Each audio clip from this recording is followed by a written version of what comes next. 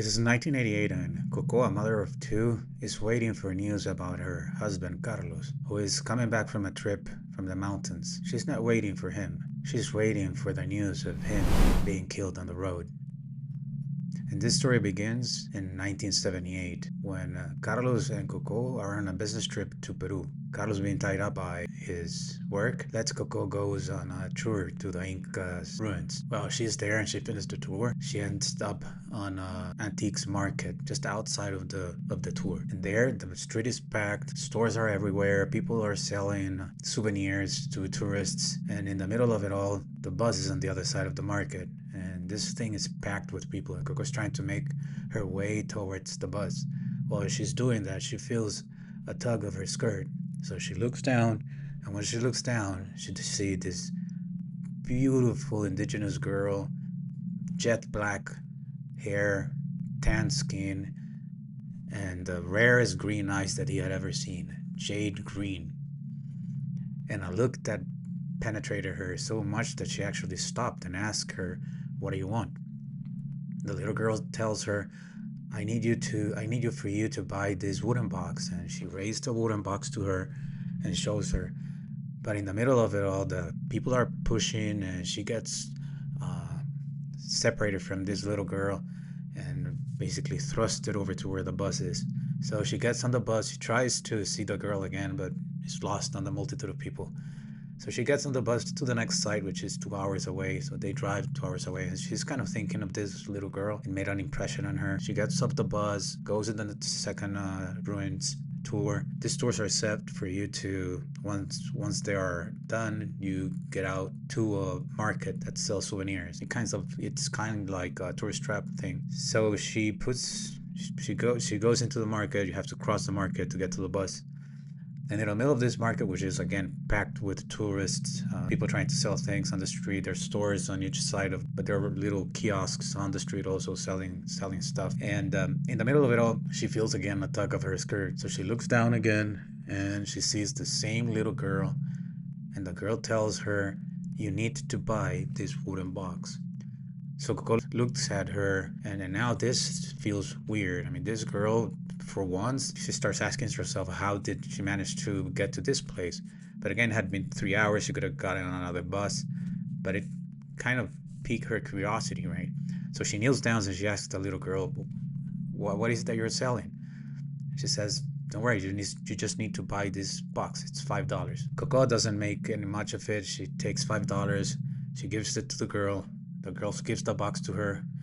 And then the girl turns around and says, "You can wear it, but you cannot sleep with it.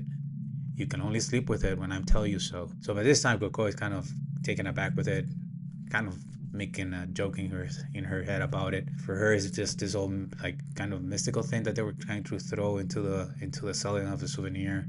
So she giggles. She said to the girl, "Okay, yeah, sure." She doesn't make any more of it, puts it away. 2 days later, she's back to her country. Once in her country, she sees the little box. She opens the box, and it happens to be that inside the box there is a necklace, a golden necklace with a pendant. And the pendant has this like Inca figurine on it. Very nice, actually. So she closes the box and she put it with her jewelry box where she keeps the jewelry. And it stays there for the next 8 years. Then one day, she's going to a party and she's getting out a watch. In the laces of the watch, the necklace is entangled with. So she starts trying to disentangle this watch from the necklace. She straightens out the necklace. She washes it and said, this goes with what I'm wearing. So she wears it to the party. They go to the party with her husband. And once back, she's very late. She forgets to take it off and she sleeps with it. The next day, she dreamed that the cleaning lady wasn't going to come because she dreams that she's walking down the stairs and she falls. And while she falls, she breaks her arm in 3 pieces, actually, the upper piece and the 2 bones here, which is a very, very rare kind of injury to happen to you. Then morning comes, she wakes up, she remembers the dream. The cleaning lady, she doesn't arrive. So at noon, she gets a call. It's the cleaning lady calling in because she's not going to come, and she starts relaying the story about how she fell from walking down the stairs and that she got her arm broken in 3 pieces, which is a very rare kind of injury. and that she's not going to come like for the next week. So, but this time Coco takes the necklace off her, put it back in the box, and remember the words of the little girl, and not to sleep with the necklace. But she doesn't make anything of it, just a curiosity, a coincidence. So she puts back again the necklace in the box and stores it away. A year goes by, and Carlos tells her that they need to get ready because they have been invited to a diplomatic party. And these are South American diplomats. So there's going to be people from Ecuador, from Peru, from all these places, right? The day before, she dreams about this little girl telling her to wear the necklace. And so she actually, when she wakes up with this idea that, well, since these people are from South America, they will appreciate her wearing this necklace from the Incas. So she gets ready, she wears the necklace, she goes to the party, everybody praises the necklace as being an original Inca piece from the 15th century. She gets home from the party, she forgets to take the necklace off.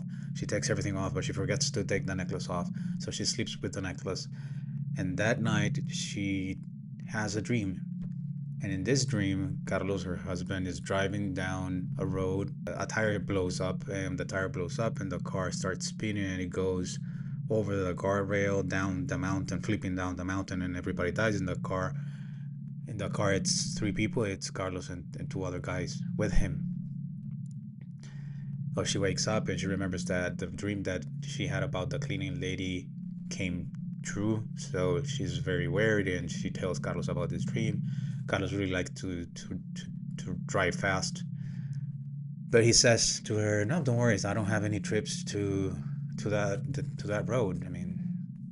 So they have breakfast. This is Saturday. They have breakfast, and around 9 a.m., Carlos gets a call. The call, he's asked to take some of the diplomats to a country club that they have to go through that road that Coco had dreamt the accident was going to be on.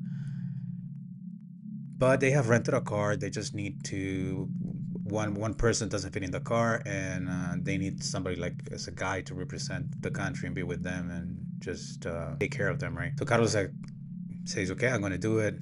This happens, but don't worry. It's only me driving. So it's me and another guy, and we're not three guys in the car like in your dreams. So don't worry about it." And Carlos is a very skeptical guy, so he's like, nothing's going to happen, but I'm going to entertain your idea, and so it's only two in the car. So off they go to this country club. Once in the country club, everything's going great. They're having a good time, and now it's time to go back.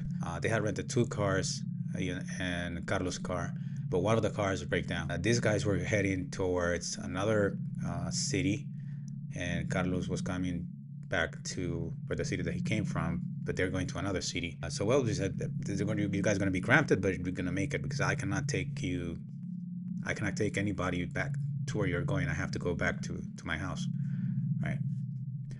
At this time, it's him and another guy driving. But then when they get to the security guard, the rented car that's in front of them with diplomats stop, and one of the guys get out, knock on his window. He rolls the window down, and the guy asks him, "You know what? It's too crowded in there, and I just don't want to drive over there. I want to go back to your city, so maybe you can give me a ride." Carlos says, "Yeah, sure, get in, hop in." The guys hops in, and off they go, right? And Carlos, he's speeding like always, going like 120 kilometers per hour. This road, which is a mountainous road, he starts laughing, and one of the guys asks him, "What are you laughing about?" He says, "Well, you're gonna believe this, but my wife had this dream, and she says that it's coming from a pendant that she bought in Peru." She relates the story about the little girl and how this little girl appeared in one of the markets, and then 2 hours later she reappeared on the second market, and she was very adamant of her buying this wooden box, and inside the wooden box was this necklace with this pendant.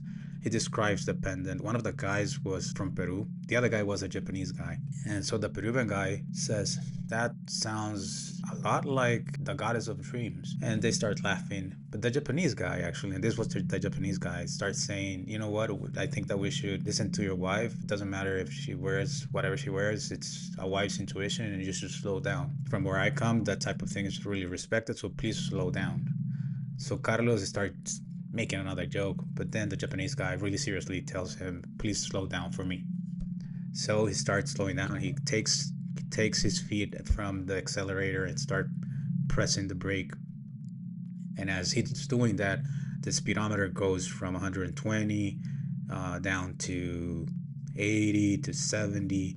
Once it's to 70, he looks back and he tells the Japanese guy, "Is this okay for you?" And he says, "No, let's go to 60. 60 is a manageable speed."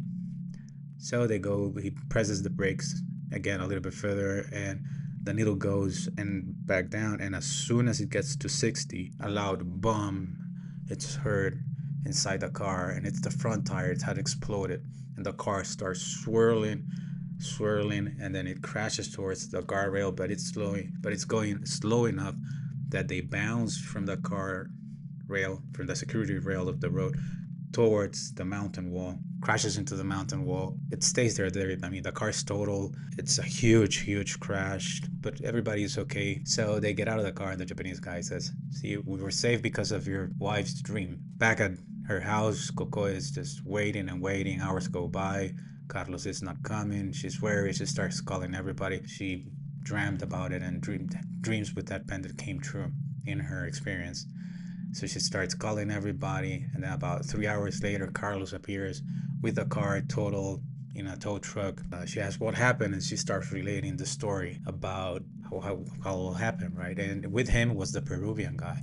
The Peruvian guy asked to see this famous pendant, right? So Coco goes, grabs the box, shows him the pendant, and as soon as the guy opened the pendant, he raises it, he looks at it, and he says, "This is the goddess of dreams, and it only saves those that he chooses to save. If you dream about something, you can alter it only if you have been a chosen one.